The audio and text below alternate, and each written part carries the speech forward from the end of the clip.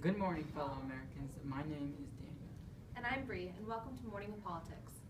How are you all doing out there financially? Because if you're like any teenager in this fine country, you make minimum wage. But that's okay, because all you need the money for is shorts, concert tickets, and Starbucks. Unlike those of you who can rely on your parents to make sure that you don't dive head on into credit card debt, some adults must live entirely on this $7.25 an hour. And that means raking in $290 for only 40 hours a week has to cover everything from electric to phone to cable, mortgage, water, food, gas, and etc. And that's if you don't live with anyone else who depends on you to bring home the cash. And that's excluding taxes. So naturally, what do Americans do when they want something done? That's right, we take to the streets and complain in mass quantities. Just 2 weeks ago, the International Food Labor Union organized large protests worldwide, spreading across 6 continents, 126 countries, and 12 million employees. No need to say the poster board of marker company stock was up 50%. And political figures are getting involved too. That's right, the role of the president is very important in this decision. Recently, Obama has proposed a $10.10 budget that is much higher than the one he proposed in February at the State of the Union address.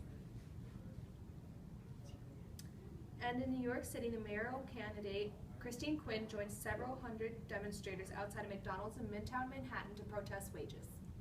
And political parties' involvement has become key to this problem. In recent poll, the Democrats are at 81% who would raise the federal minimum wage, whereas the Republicans were split 50 to 45. This might have a partisan effect, the vote on a bill in Congress, where the two parties are completely on opposite sides of this bill. Not only are the two political parties having problems, but the workers living on this minimum wage are all in agreement that the minimum wage is too low, that they cannot survive on it alone, much less with children.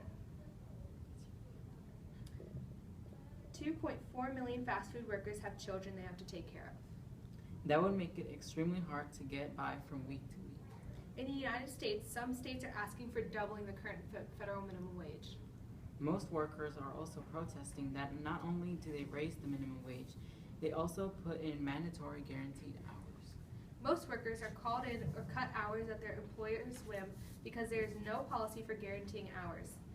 The cut hours will make their gross income even lower, and if they can't work as much as they planned.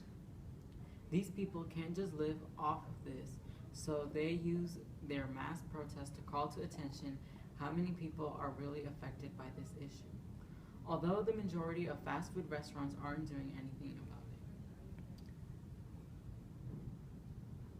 it. Nope, just shutting down the restaurants and waiting it out. But the government has answered. Congress is proposing a bill to raise the federal minimum wage. Although the Republicans support the lower wage on the floor than the Democrats do, because the Republicans' ideology is that raising the minimum wage will create job loss, which is worse than getting underpaid.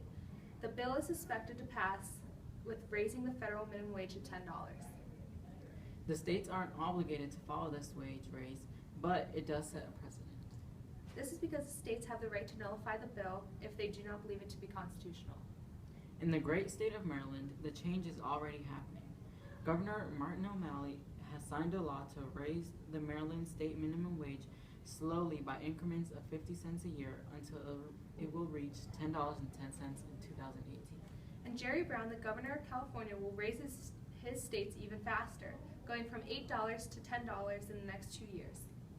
So it seems that if other states start changing their laws, it would only be a matter of time before justice is given to the hard-working minimum wage employees, and the fast food restaurants will have to listen to the law. And many minimum wage families across the states will be able to live above the poverty line. Well, that's our broadcast for today. Thank you for watching.